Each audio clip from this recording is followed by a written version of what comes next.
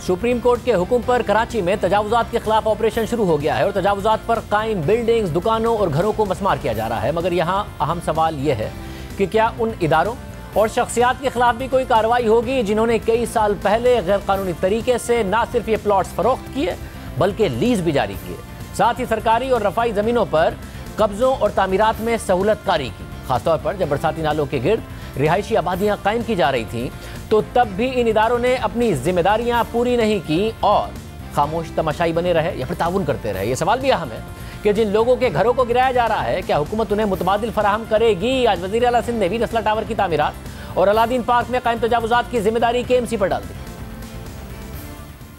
नस्ला tower को गिराने के लिए कहा है, सिंध हुकूमत ने नहीं दिया, KMC ने दिया। जिस दौर में दिया है वो देख लें। अलादीन पार्क को गिराने के लिए कहा था, सिंध हुकूमत ने नहीं दिया। जिस दौर में दिया गया KMC ने, और जहां इलीगल दुकान बने आप वो देख लें। सुप्रीम कोर्ट कराची रजिस्ट्री में कराची में तजावुजात से मुताल्लिक केसेस की अहम समाअत जारी है। चीफ जस्टिस गुलजार अहमद ने आज फिर सख्त अहकाम जारी करते हुए इशारा फैसल पर कायम नस्ला टावर गिराने का हुक्म दे दिया। साथ ही गुज्जर नाले पर तजावुजात के खिलाफ ऑपरेशन जारी रखने का भी हुक्म दे दिया है। चीफ जस्टिस ने अलादीन पार्क में कायम पवेलियन एंड क्लब और 450 दुकानें गिराने के लिए एंटी इंक्रोचमेंट के अमले को मजीद 1 हफ्ते की मोहलत भी दे दी है। सुप्रीम कोर्ट में अहम समाअत जारी है। साथ ही तजावुजात के खिलाफ ऑपरेशन भी हो रहा है। इस मामले पर बात करने के लिए हमारे साथ साबिक एडमिनिस्ट्रेटर कराची फ़हीमुज़्ज़मा मौजूद है। फ़हीमुज़्ज़मा साहब, बहुत शुक्रिया। जब सिंध हुकूमत ज़ाहिर KMC पर जिम्मेदारी डाल रही है, पिछले अदवार पर जिम्मेदारी डाल रही है, मगर ये सवाल अपनी जगह मौजूद है कि क्या उन लोगों के खिलाफ भी कार्रवाई होगी। लोगों के तो घर खाली कराए जा रहे हैं, गिराए जा रहे हैं, ये क्या मामला है सारा का सारा? नहीं, देखिए, पहली बात तो ये कि ये बिल्कुल सही है। एटलीस्ट अलादीन पार्क या अम्यूज़मेंट पार्क के तक KMC ने किया, मगर गवर्नमेंट ऑफ सिंध की अप्रूवल से किया, ठीक है। और एक चीज़ ये समझने की ज़रूरत है कि जो सफारी पार्क का जो ओरिजिनल मास्टर प्लान था उसमें रेलवे लाइन और राशिद मिन्हास रोड के दरमियान जो 52 एकड़ का जो रकबा था वो हमेशा से ईयरमार्क था अम्यूज़मेंट पार्क के लिए। शोमिया किस्मत हमारी है कि हमारे जब मैं एडमिनिस्ट्रेटर बना तो उस वक्त जो है अखबारों में इश्तिहार वगैरह उसके दिए गए थे,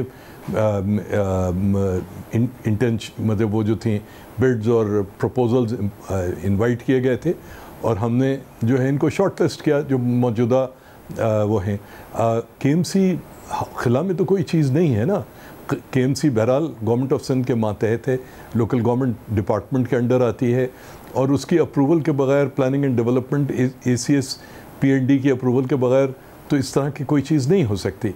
मगर बुनियादी जिम्मेदारी KMC की है क्योंकि KMC ने किया और KMC बहरहाल गवर्नमेंट ऑफ सिंध का एक मातहत इदारा है। साहब, मुझे मुख्तलिफ जगहों के बारे में बात करता हूँ मैं आपसे, मगर पहले गुज्जर नाला है, यहाँ से लोगों को हटाया जा रहा है, ज़ाहिर अदालत का ऑर्डर है, मगर क्या लोगों को मुतबादिल नहीं दिया जा सकता? वो बेघर हो जाएं, एक क्राइसिस नया पैदा हो जाए, या हुकूमत कुछ कर सकती है उनके लिए? देखिए, बिल्कुल कर सकते हैं। जैसे मैं अर्ज़ करूँ, दफ़ा 144 अंग्रेज़ छोड़ के गया है स्टैचू बुक्स पे, उसको लगाते तो आप आज भी हो ना। आज आपके पास ऑल्टरनेट हमने लियारी नदी से लोगों को उठाया, हमने उनको हॉक्स बे पे और उस पे रीसेटलमेंट स्कीम बनाई। शफीक पराचा साहब उसके प्रोजेक्ट में बड़ा अच्छा। आज वो जो हमने 80 गज का प्लॉट दिया था 8-8 लाख रुपए में लोग बेचते हैं वो। तो ऐसा नहीं है, अगर आप 80 की जगह बाद में इंक्रीमेंटल हाउसिंग में 120 गज आपने कर दिया, आप अगर 5-6 हज़ार फैमिलीज़ को अगर आप दे दोगे, गवर्नमेंट ऑफ सिंध अगर दे देगी, कराची शहर 3557 स्क्वायर किलोमीटर का है, उसमें से जो अर्बन एरिया है वो सिर्फ 754 स्क्वायर किलोमीटर का है। आप 200-300 एकड़ दे दोगे, आप बैरियर टाउन को 18,000-20,000 एकड़ ज़मीन दे देते हो जो कि इंक्रीमेंटल हाउसिंग के लिए, यानी गरीब गुरबा के लिए 80 और 120 गज के प्लॉटों के लिए रखी थी, आप उनको दे देते हो। आप DHS सिटी को दे देते हो। आप नहीं देते तो ये 200-300 एकड़ ज़मीन इन मुतासरीन को नहीं दे सकते जो मजबूरी के आलम में। देखिए, नदी में या नाले में कोई आदमी खुशी से तो नहीं बैठा ना, बीमारी है, कचरा है, सब कुछ है। आप ये तो रियासत की जिम्मेदारी है कि लोगों की ज़िंदगी को हाउसिंग, जॉब्स, तालीम ये वो प्रोवाइड करे। तो मसला क्या है? फेडरल गवर्नमेंट ने 3 साल का किराया यानी 90,000 रुपये 6-6 महीने करके देने का वो किया था, फेडरल गवर्नमेंट दे रही है। तो गवर्नमेंट ऑफ सिंध भी अगर 300-400 एकड़ ज़मीन अगर दे देगी, तो आप इस तरह समझिए कि डिस्ट्रिक्ट सेंट्रल 19,000 एकड़ पे है। ये 300 एकड़ ज़मीन कितनी भारी पड़ेगी भाई आपको? अच्छा, फिर साथ बताइएगा, जो अब टावर है, नस्ला टावर हो गया है, दूसरी जहां बिल्डिंग्स बन गई हैं, उनकी लीज भी हुई, अवाम ने तो पैसे दिए, बुक कराया, अब वहां पर रह रहे हैं, लाखों करोड़ों रुपए उनके लग गए। अब बिल्डर्स ने क्या किया, उसके पीछे ऑफिशियल्स ने क्या किया, उनकी जिम्मेदारी थी।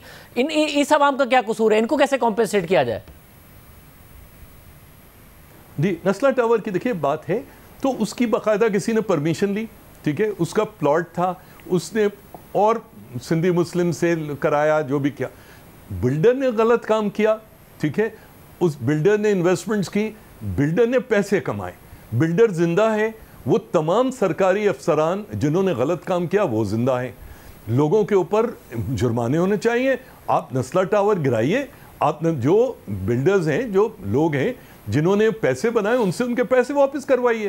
देखिए ना, एक आम आदमी जो है, जब वो सिंध बिल्डिंग कंट्रोल अथॉरिटी का एक एनओसी देखता है, एनओसी टू सेल देखता है, जब बिल्डिंग प्लान्स देखता है, अब एक बिल्डिंग बन रही है, कोई क्यों नहीं खरीदेगा? एक आम आदमी को नुकसान नहीं होना चाहिए। मगर वो लोग जिनकी तोंदें जो हैं फैली जाती हैं, जो दबा के पैसा बना रहे हैं इन उल्टे सीधे धंधों से, उनको आप वो ठहराइए। आप बाकायदा FIRs काटिए, उनको पकड़िए, आप देखिए एक एक पैसा लोगों का वापस मिलेगा। बहुत शुक्रिया। फिर हमारे साथ मौजूद थे।